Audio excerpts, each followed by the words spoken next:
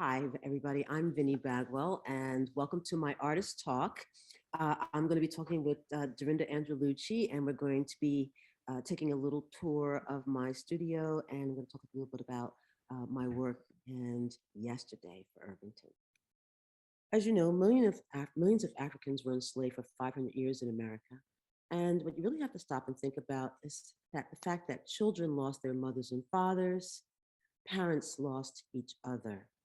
And slavery became the economic engine in the South. And most people think of slavery as the South. What they don't realize is that slavery was conducted in all 13 states, including New York.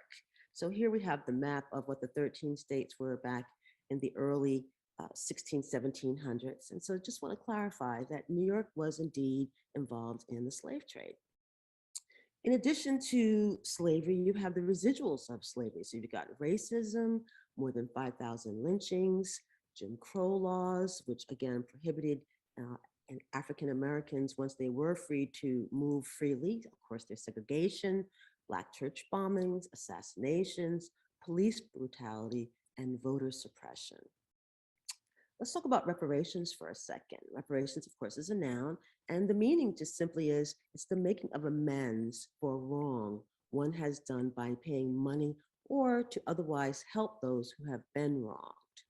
So, storytelling through public art is one of the most powerful ways to preserve history for marginalized people. This is what I do. And so I just thought you guys might appreciate seeing my drawings from when I was your age. These were my pencil drawings. In those days, I was pretty much informed by Ebony, Essence, and Jet magazines. These were the only magazines that you saw back then that had images of Black people in them. You did not see them in Vogue or Cosmo and things like that. And so I've become a student of this nation's memory. This is the piano lessons by August Wilson on Broadway. And my goal is to design truly memorable places.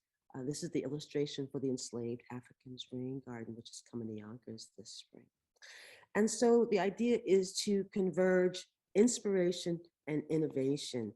I want to make places that people haven't seen before on subjects that haven't been talked about before.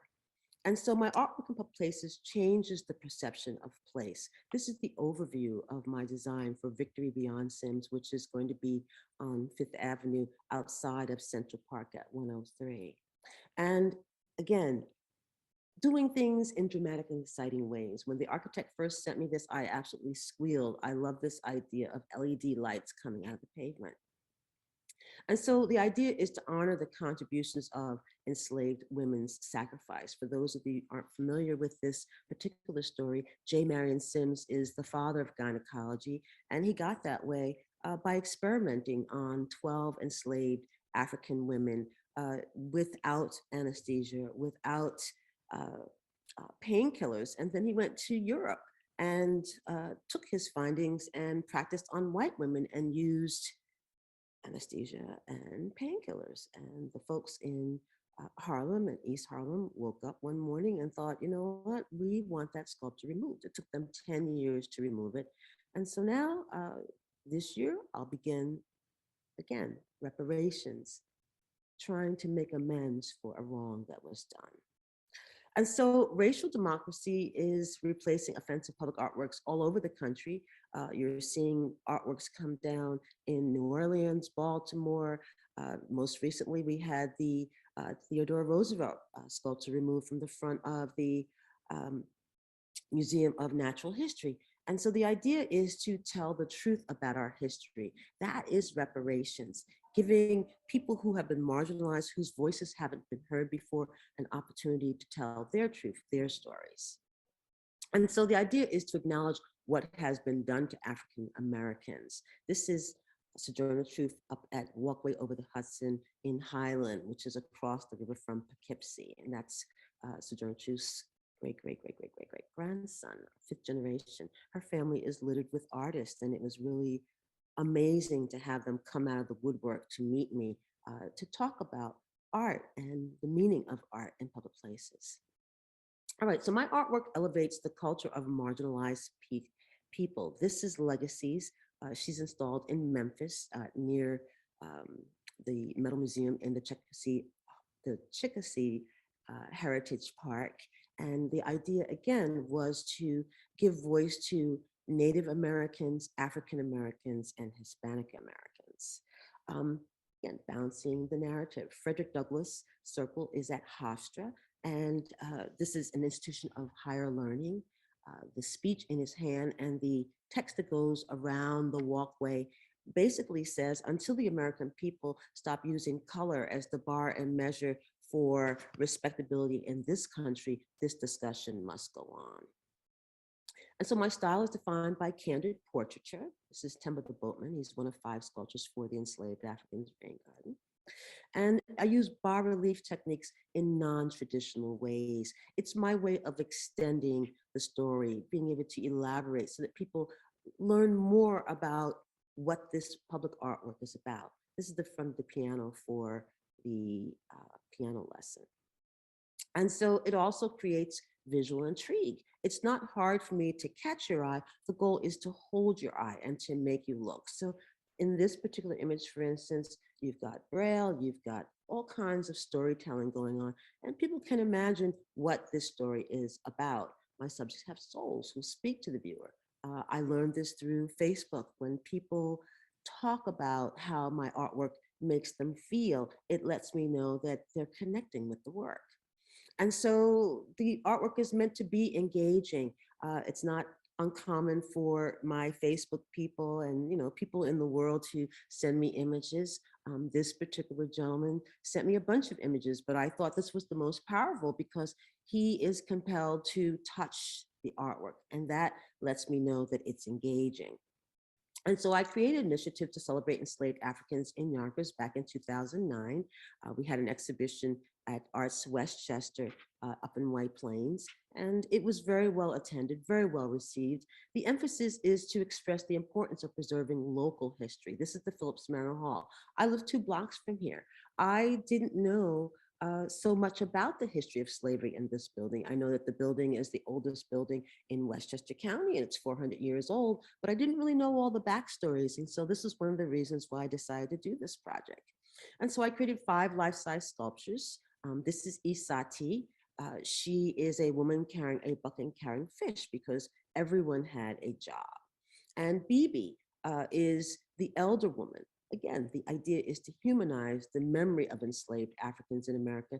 These people were stripped of their culture, their names, their everything. And so to give them back their dignity, I named them. Bibi means grandmother in Swahili.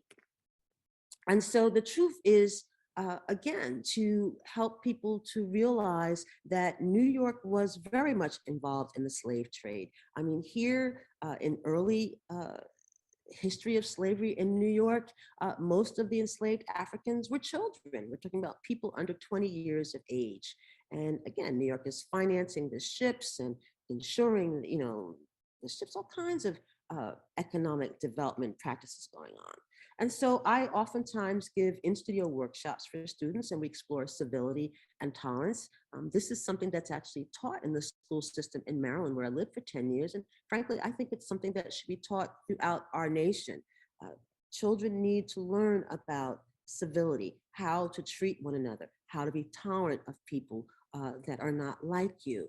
Other people's lives are real too. And so the idea is to foster dialogue about racial equity. In other words, everyone has a value. This is Sarah Lawrence College visiting my studio.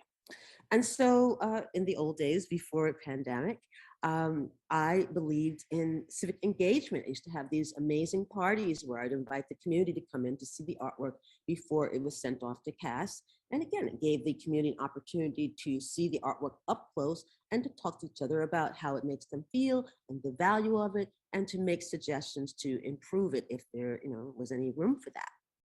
And so I really believe in bringing the community fully into the creative process. I think it helps people to value the artwork once it goes public. And so this is the site plan for the Enslaved Africans Rain Garden. We're going to be starting construction in March. Very excited about that. Finally, it's been 13 years, a lot of pushing, a lot of efforts for a lot of people. But again, it is a great example of community building. And so the interesting thing is that back in 2020, when I was working on Sojourner Truth, the governor made me an essential business. It's a reflection of New York State's values. We believe very much in the arts. It's a great part of our economy. And, that year, because it was the 100th anniversary of the women's suffrage movement, Governor Cuomo made those of us that were working on public artworks about women in New York and their contributions. He made us essential business, which allowed us to work when everybody else was buckled down at home. The sacred place of my ancestors, pardon me, is an African burial ground in Montgomery, New York. This is about an hour and 15 minutes north of where you guys are. And there are 86 youth, I'm talking about, again, people under 20 years of age who are buried not far from the road. You see that yellow line to the right? That's the street. And then there's like a U-turn where tractor trailers make a U-ey. And literally, if someone gets out of their truck to take a pee or just take a little walk, they're walking in a burial ground, they don't even know it.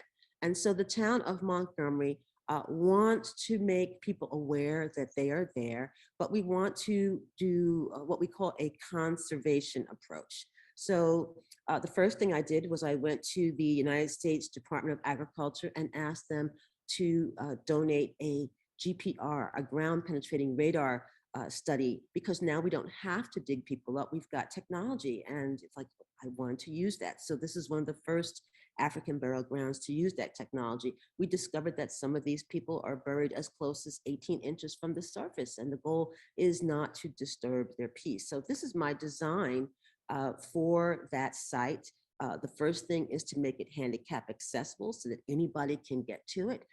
You'll notice that there is a boardwalk that walks around the perimeter. We don't want people walking through it.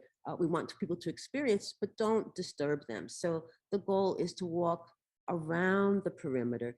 There are little stations, see my little arrow, little stations here, here, here, here, where people can learn the story of how these people got to be buried and how they became enslaved and where they came from and things like that. So it's been a wonderful experience because the historians have gathered in New York State to help us tell this story. And so the idea, again, is to bring dignity to the memory of enslaved Africans. The endowment, the National Endowment for the Arts has just donated a chunk of change to get us started, and the town of Montgomery is matching, and we're still looking for funding to complete this story. So stay tuned on that. And so yesterday, this one's about your town. The location is the Main Street School in Irvington on Main Street, that little hill, adjacent to the school. And what I really love about this site is that it's pedestrian accessible. It's visible from the street. People will be able to see it easily and well. And so first I want to explain how I translate an image to a sculpture. This is a photograph that was made in 1941. It's a bunch of boys that were coming out from church, and the photographer happened to grab them and got them to sit on the car to make this image. It's very famous. And so I translated into a bas-relief sculpture. So here, see, gives you an idea of how it changes. So when I came up with the idea for you guys, I made the central figure a 6 or 7-year-old, because the school where it's going to be adjacent to is for third graders. And again, I want the children of Irvington that go to that school to understand that yesterday, there were children their age who were enslaved, made to work their entire lifetime. And then we want to talk about the people who originally cleared the land. This is well before slavery as you know it in the South, and even in the North. There was a time when America was predominantly Black. For every 5 people in America, 4 of them were Black, busy tilling the land. So we want to celebrate these people and acknowledge their contribution to your history. And so the idea is to let the truth be told. So I created a pentagon-shaped stone. The bas-relief will be attached to it, and this is the general design. And so I'm working on the final touches. Just the other day, I was adding Braille before mold making. And the next time you see it, it will probably be in wax and then ultimately in bronze. We'll be installing sometime in mid-June, and we hope to have the dedication on Juneteenth. At the bottom, it says, "I remember yesterday." And so thank you. Questions? Vinnie, thank you so much for sharing that presentation today. My pleasure. Thanks for coming. I have a few questions for the Irvington School and your Irvington Yesterday project. One of them is, after reviewing and watching all of your beautiful monuments and statues, I noticed how much intrigue and detail you give to the eyes. Can you talk about the eyes of the Yesterday statue? Well, the spirit is conveyed by the eyes, the hands, and it's about my eyes is that when you move, the eyes follow you. And so, again, the idea is to try to humanize uh, this story with one individual person. If you really look at her facial expression, her agony is expressed through the expression. Look at her mouth, too. The fact that she has her hand like this. This is all trying to express the fact that she's fatigued, she's tired, she's sad, she's not happy. This is trying to express her inside spirit and how she feels. That's just amazing, very amazing. Thank you for sharing those details. The other question I have is, what is the bracelet that she's wearing or the statue is wearing on the arm? Well, it's not a bracelet. It actually is a shackle. However, when I decided to put it on her arm, it's kind of like the thread between really yesterday, today, and tomorrow. It's subject to interpretation.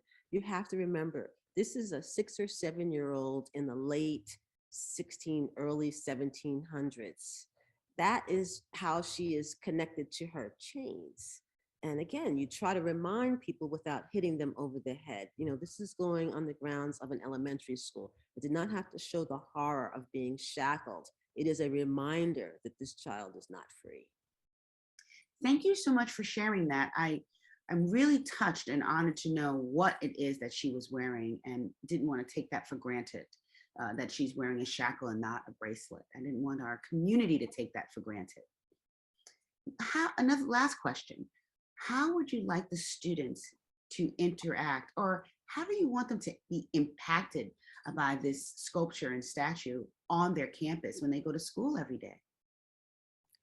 I want the students of Irvington and students in general, when they see my artwork, I want them to understand that other people's reality is real. Oftentimes when you're not experiencing something, you don't think about how somebody else feels or what it might be like for them. And so I'm hoping that this artwork will inspire empathy, that they will understand the need to be tolerant, the need to be civilized, the need to help those people who are marginalized to gain equity for their lives, that it's their responsibility as privileged people to help those who need help. And we also hope they don't take for granted that they can be educated in a true school structure, correct? Yes, it's true. That this child, this representational child, could not go to school and was not ever formally educated. It's hard Well, to believe that.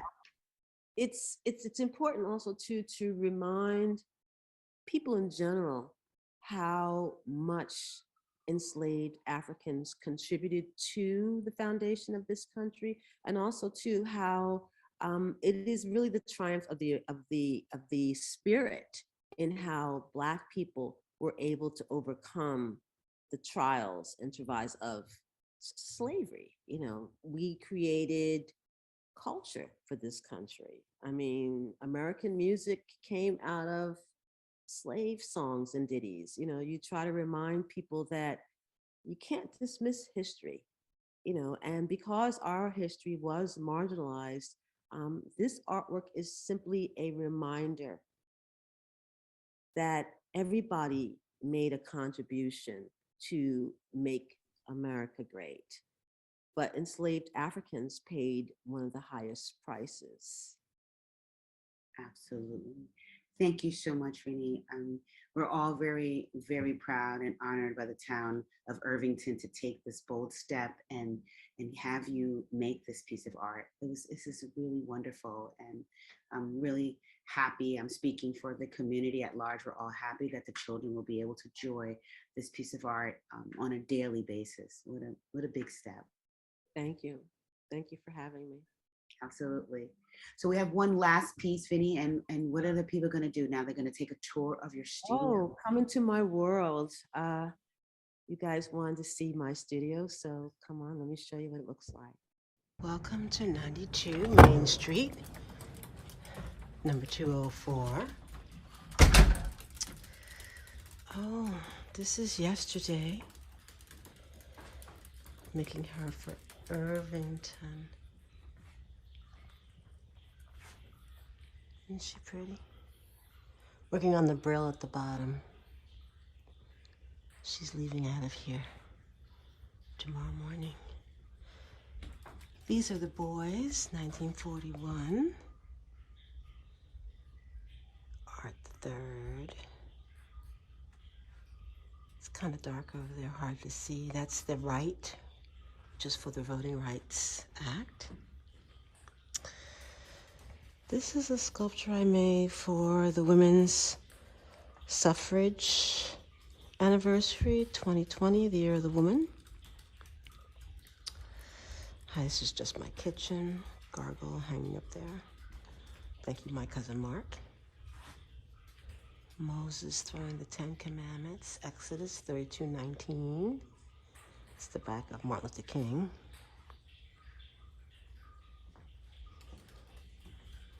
Hi. That's Richard Tucker over there to the right. He's going to Norfolk. I have a thing about angels.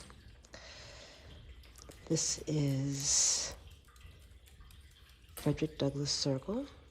You can find the big one at Hofstra University in Hempstead, Long Island. Let's see.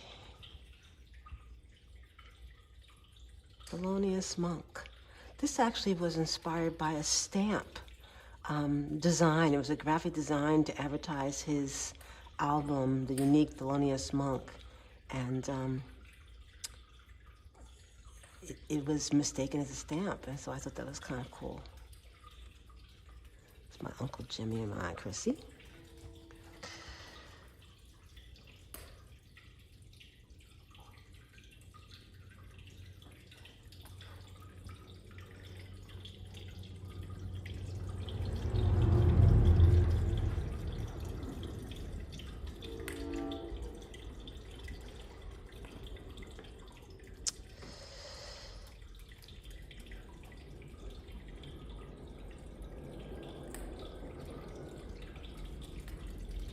This is a sculpture I made during the coronavirus. All that detail was to keep me busy.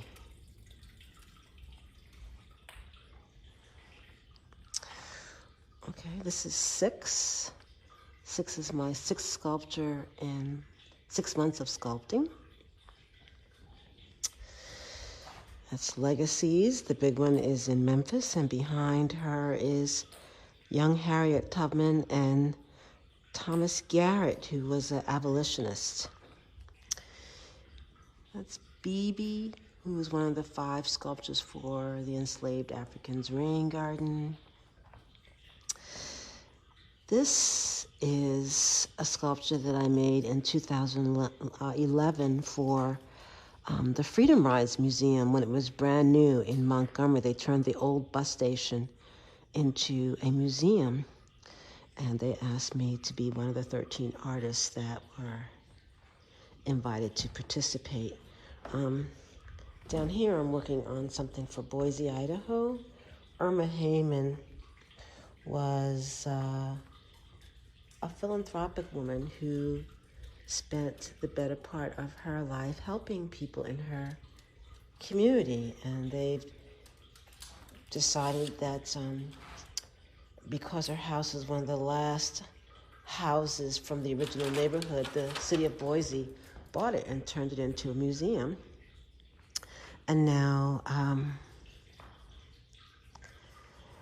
they're creating this artwork to go outside. This is Richard Tucker. Richard Tucker is the first Black principal in Norfolk, Virginia. And they created a new library there. And he is going to be going out front. I am still wrestling with this vest. You see that wonderful pattern? It takes forever. And so this is to remember all of the Black children who did and did not have the opportunity to be educated after the Emancipation Proclamation.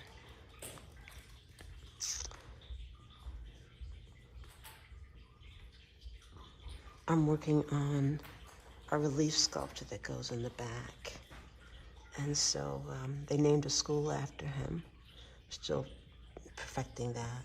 And then there's an illustration of children that go there. So I'm just getting ready to build that out. And then ultimately I'll just start to do the faces. But this kind of gives me a position only.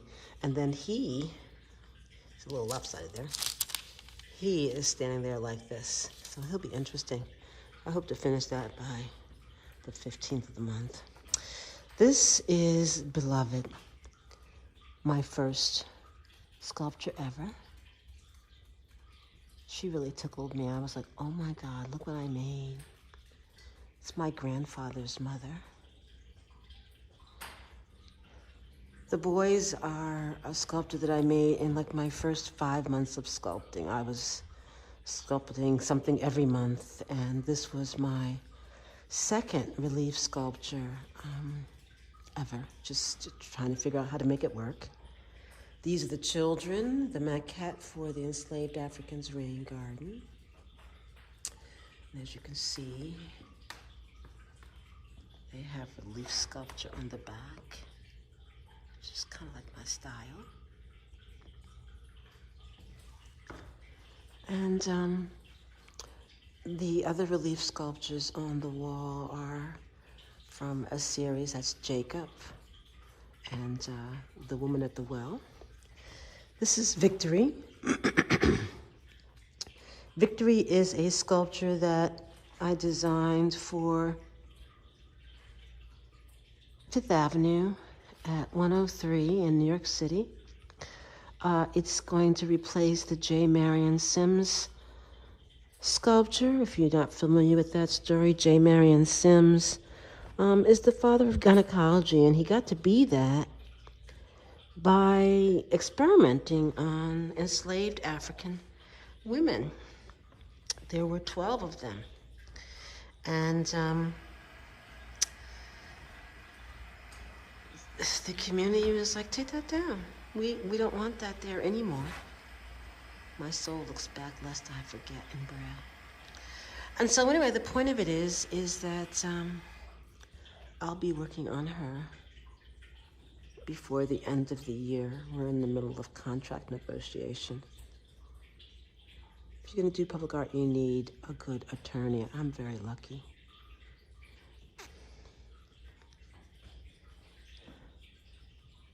By the way, there are no black angels in public art. If you see any, let me know. I wanted to make an angel. Let me see if I can make this smaller so you can see her better. There you go. And so, that was my first angel ever. And then, of course, Victory is my second. But, you know, when I started looking into making angels for the call for Central Park, I was stunned to find out there are no black angels in public art.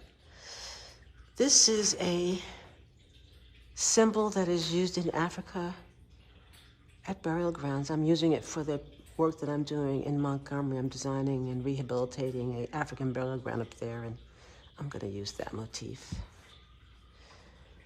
My plants are trying to be happy. Well, this is why we keep the energy high with fire and candles and water and music. I try to keep it happy in here, keep my energy high. This is the sunlight in my father's eyes. This was my 7th sculpture in 8 months of sculpting. And by the time I did this, I was like, I really want to do big ones. And so that's how I came to be thinking about Ella. Here's where I do my work.